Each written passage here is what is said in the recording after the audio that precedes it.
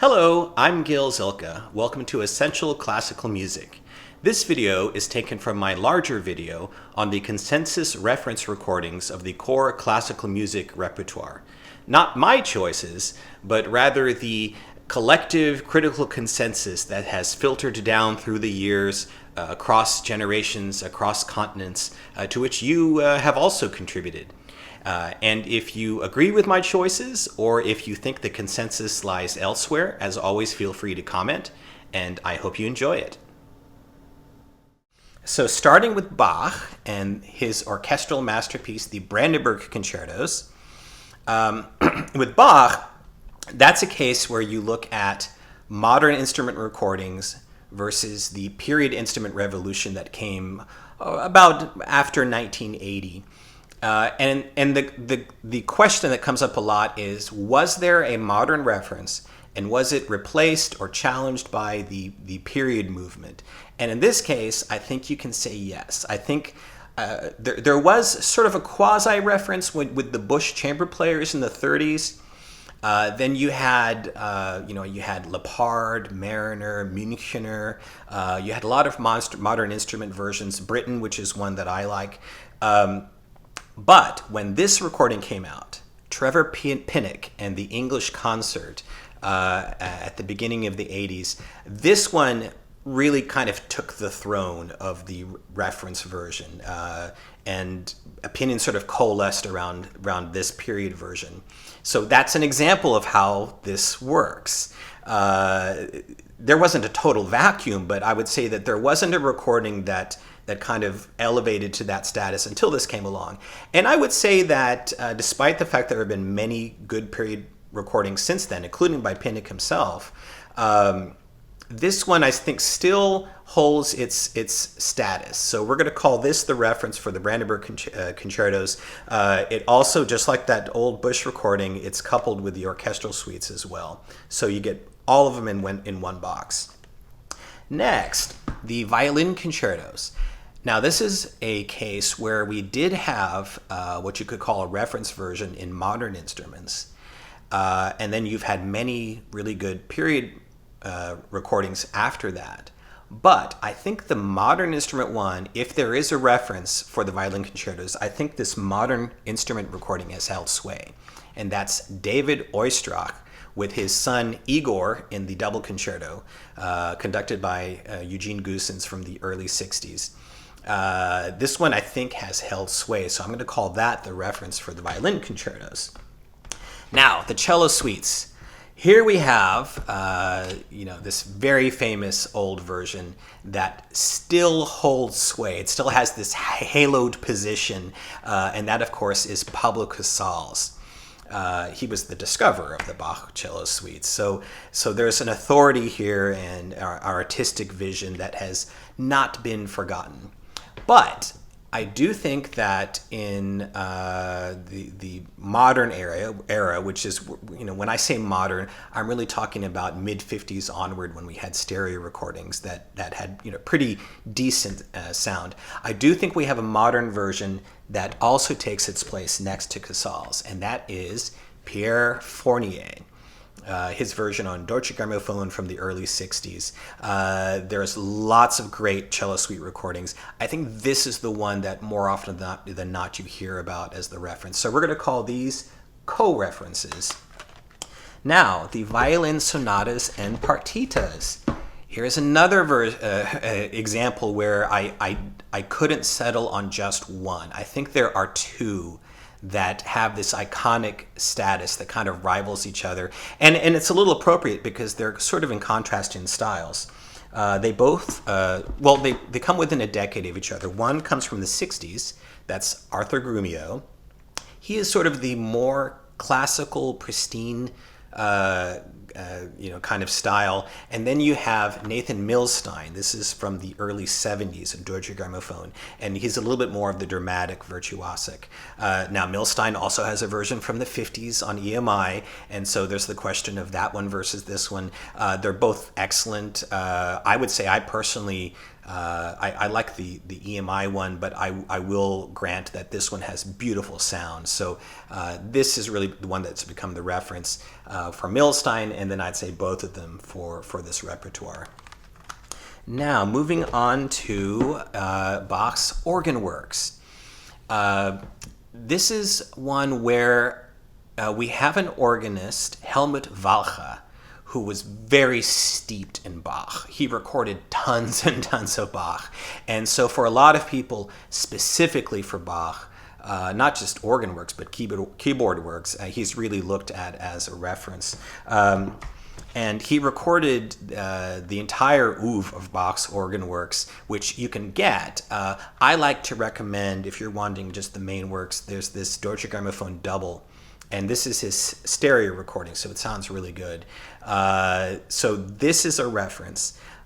But we also cannot forget another organist from the other side of the Atlantic, E. Power Biggs. Well, originally actually from Britain, but then he moved to the United States. He recorded a ton of just in general, tons of organ works. But of course, Bach is the giant among the organ. His album of Bach is also still to this day very acclaimed, and you really cannot, it's as much of a reference as Walcha is specifically, especially in Bach. E. Power Biggs was such a recording giant for the organ. He did so much to help popularize organ music. I think he occupies a place as well. Now, moving to Bach's Goldberg Variations. And when you're talking about Bach keyboard, you can either go with harpsichord or piano. I'm not going to differentiate between the two. If it happens to be harpsichord or piano and becomes the reference, I'll just go with that one. This one, like my friend from the record store, it's an old question. This is one of the most famous classical recordings of all time, Glenn Gould.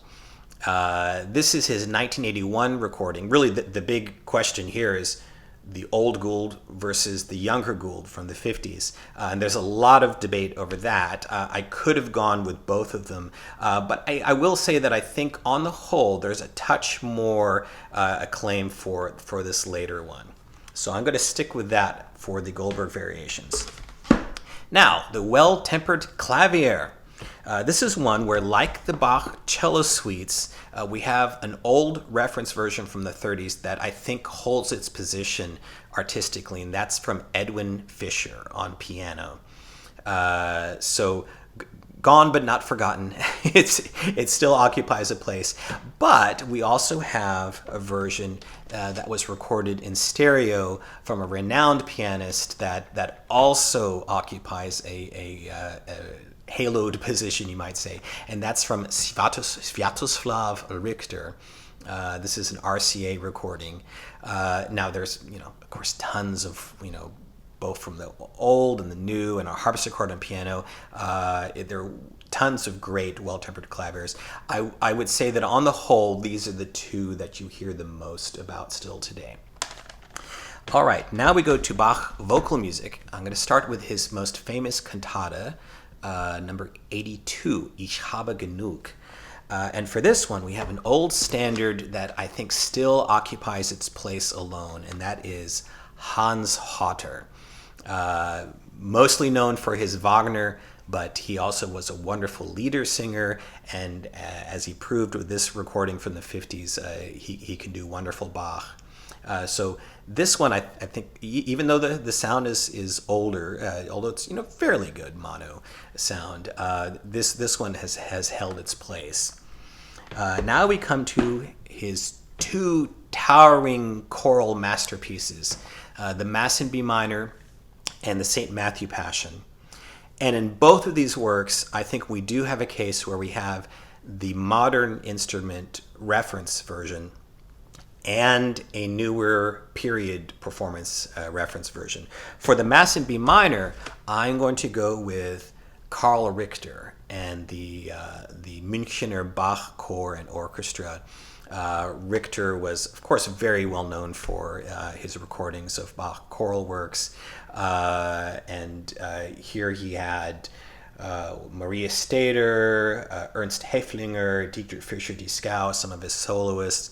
And it's just a very successful recording that has held sway even still today. However, we then have a period performance which really dominated from the 80s onwards, and that is John Eliot Gardner with the Monteverdi Choir and English Baroque soloists. This one, Gardner recorded pretty much all of Bach's choral works, his cantatas. Then he's come out with recordings even after that. And even though there are a lot of wonderful, other wonderful period versions, this is the one that really has kind of coalesced most critical opinion. Now, for the St. Matthew Passion, for the modern instrument reference version, I could have also gone with Richter on that one, but I think there is another one that, especially still today, you just still hear talked about, even though it's a little bit controversial because of its tempos, and that's Klemperer with the Philharmonia. This one is the definition of old school. It's very well recorded, but it makes a kind of a perfect contrast with the period instrument version in that sense. It's just the one that you still hear the most about when people are talking about modern instrument versions of the St. Matthew Passion. And then, again, in the period field, I would say that the Gardner version, maybe not quite as much as the Mass in B minor. There's a little bit more competition here, I would say, from like Harnoncourt and Hereweg, if you're talking about which one is the reference. I think on the whole, Gardner is still the one that gets the most mention. Thanks for watching. I hope you enjoyed this video.